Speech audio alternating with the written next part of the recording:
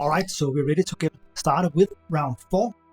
And we have Argent in the lead with 4 points, Hakan and Arborec with 3 points, and Sarlacc Nor in the end with 2 points. And Argent is bigger and picks trade, probably because he needs some more tokens to score some of the public spend objectives. Then Hakan has taken leadership, and it seems he is a little bit starved on tokens. So now he can use his resources to actually also score some of the spend objectives. Arborec picked Warfare, and that's because I want to go to Malice. I don't have Gravity Drive, so I do lack some movement in my game here. And Warfare can help with that, because then I can simply unlock the system I just locked down some of my units with after the first movement, and then I can move again and get out to Malice.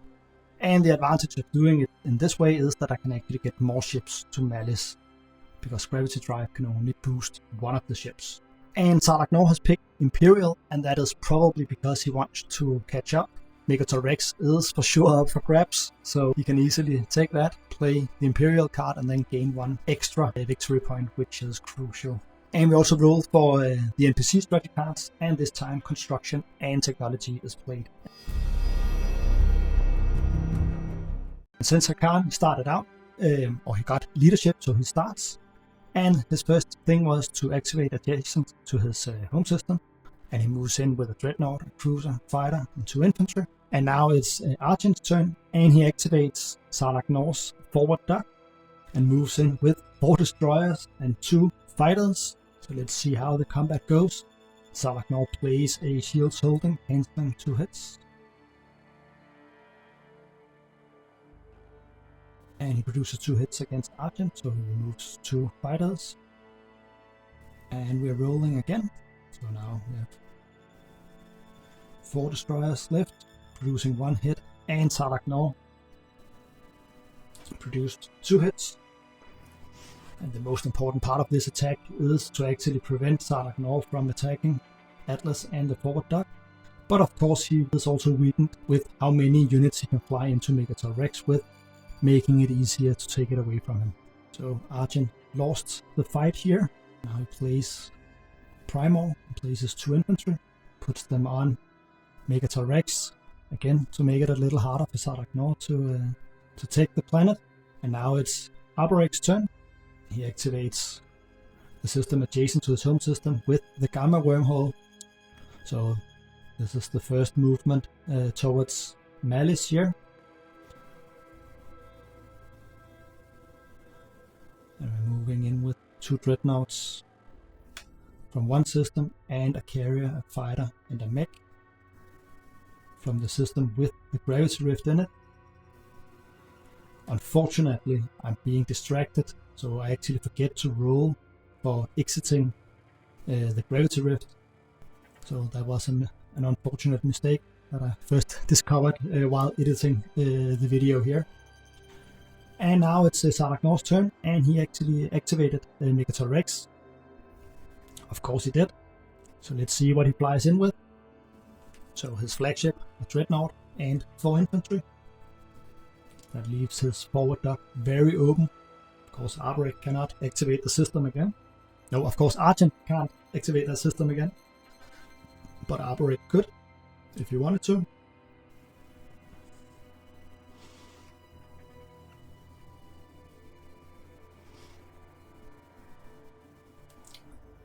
And Sarlacc Nor quickly won the ground combat against the fighters here,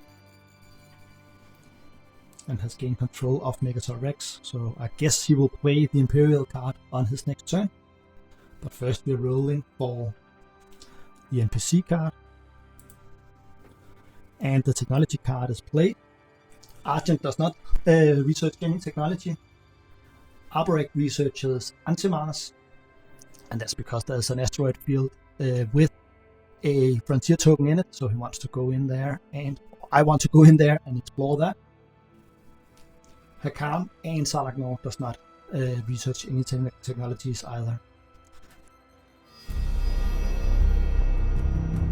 So Hakan activates adjacent to Megator Rex and flies in there with 3 cruisers, 2 mechs, and an infantry. And let's see what he gets when he explores. A red relic fragment. Alright, so now it's Argent's turn, and he plays the trade strategy card. And of course Hakan is replenished. So he gets his 6 commodities. And after some really long negotiations, Hakan and Argent decides to trade. And now it's Arborec's turn, and he plays the warfare strategy card and lifts the command token from the Gamma wormhole, so that I can fly out to Malice very soon. Now it's Salaknor's turn, and he plays the Imperial card, and he scores, of course, a point for controlling Megator Rex. And then he also scores the public objective about controlling more planets than each of 2 neighbors. So that was 2 quick points for him. That was very good. And now it's the NPC player, and he plays the construction strategy card. And Salaknor follows and produces or places a PDS, and so does Hakan.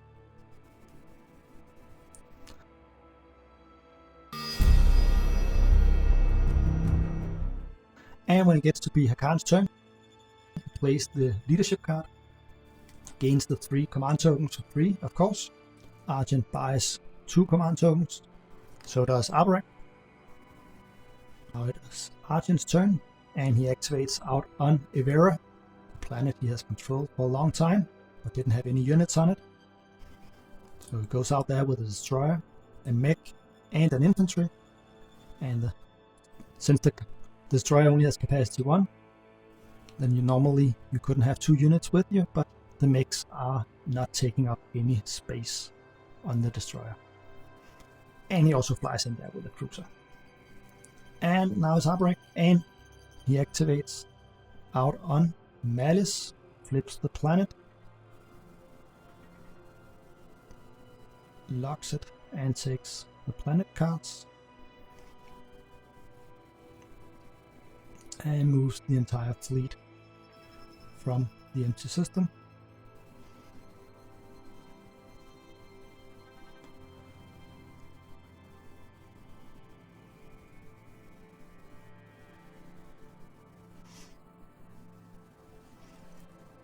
Explores the planet and find a blue relic fragment, and it wasn't the entire fleet. I actually left behind the 2 dreadnoughts and a fighter. So now I have 3 blue relic fragments. So now I can actually purchase those and gain a fragment. But first I want to produce some units out on Malice. Since I brought some ground forces with me, I can produce on those. So instead of bringing the dreadnoughts, I am just producing a small destroyer fleet instead. I have a fleet supply of 4. So I can have 4 non-fighter ships out there. And that matches the 3 destroyers I'm producing. That is really one of the strengths with Arborec, that is, you can produce on the go. So Salaknor just passed. Now it's Hakan's turn. Plays an action card. And that is the Scuttle action card, so he can remove 1 or 2 ships from the board and gain the corresponding trinkets. So he removes a carrier and gains 3 trinkets. Argent activates adjacent to his home system, flies in there with a destroyer, a mech, and an infantry, and grabs a Remam from Hakan here. A planet Argent rightfully owns, at least it is in his slide, so that's how it is. Arborec now purchases 3 relic fragments on his turn and is about to gain 1 relic. Let's see what I get here. Shard of the Throne. That's a really good one. When you gain this card, gain 1 victory point, and when you lose this card, lose 1 victory point. So I've just gained control of Malice here, so that actually endangers this victory point that I just earned. But luckily for me, I actually got out there with quite many units, and I also produced some extra destroyers out there to protect that. And of course they could also take my home planet away from me, and that is...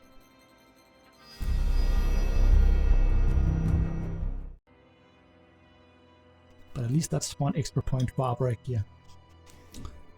And Hakan now activates the system adjacent to his home system, where there is a forward dock. He spends some trade goods and produces a dreadnought and a carrier. Hopefully also some ground forces.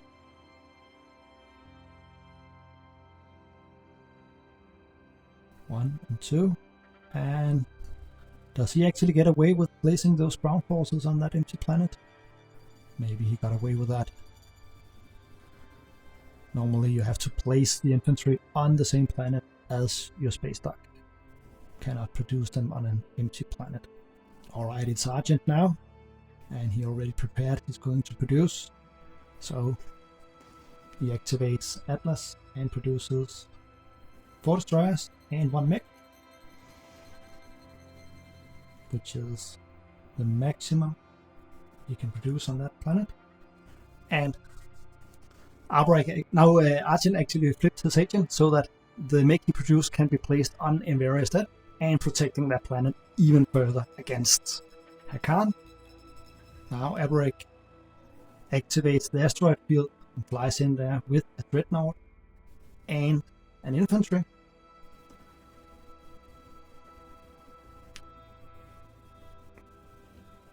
And explores the frontier token. Lost crew. Draw 2 action cards.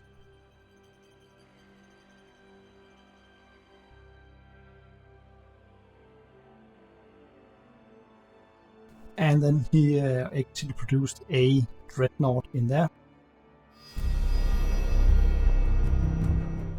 That was production 1 with the infantry. Hakan plays an action card with focused research and researches the dreadnought 2. Pays 4 trick goods, flips AI development algorithm, because he doesn't have 2 blue technologies, but AI can count as the second blue one, and he already got a yellow, so he can research that. Argent passes for this game round. So does Arborec, Hakan as well, and now all 4 players have passed. So let's see who scores what. So Hakan scores first, and he goes for the spent 8 resources. All of us are now on 4 points. Argent scores the spent 3 influence 3 resources and 3 tech grids. Arborec scores the control more planets than each of 2 neighbors.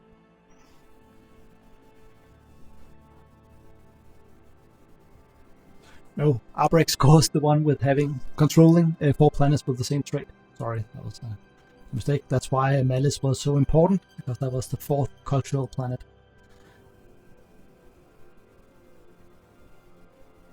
And Sardagnor scores the spent 8 resources plus 1 secret.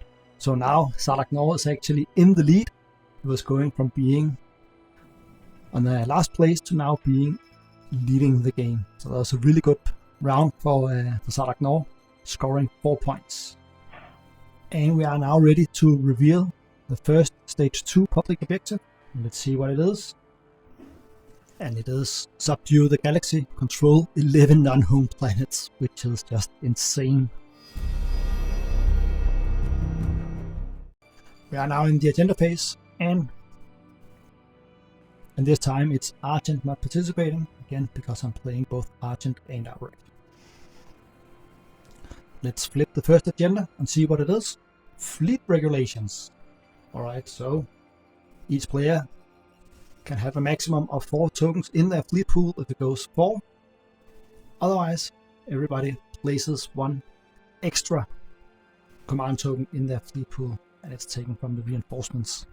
Neither Hakan or Arborec has any wins. Sardagnor doesn't either, and Argent doesn't. Let's see if they have any afters. Yes.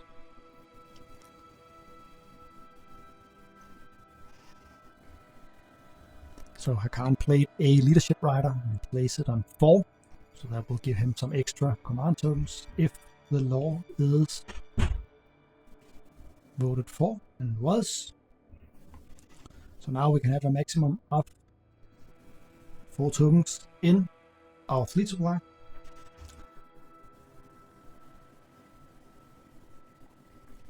And we're ready for the second agenda. Let's see what it is. Minister of Policy. Elect player. The elected player gains this card. At the end of the status phase, the elected player gains 1 action card. So basically a neural motivator for the rest of the game. Argent doesn't have any wins, neither do Hakan, Arborec, nor Sardak Nor. And there are also not played any afters.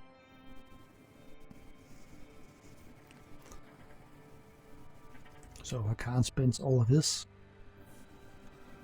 votes on himself, so does Arborec. But Sardak Nor can easily gain this. But in this case, Hakan was the elected player, so now he gets to draw 1 extra action card at the end of the status phase. And that was the end of round 4. So Sardak Nor actually went from being the last player to be the leading player, but both Arborec, Hakan and Argent is just behind him.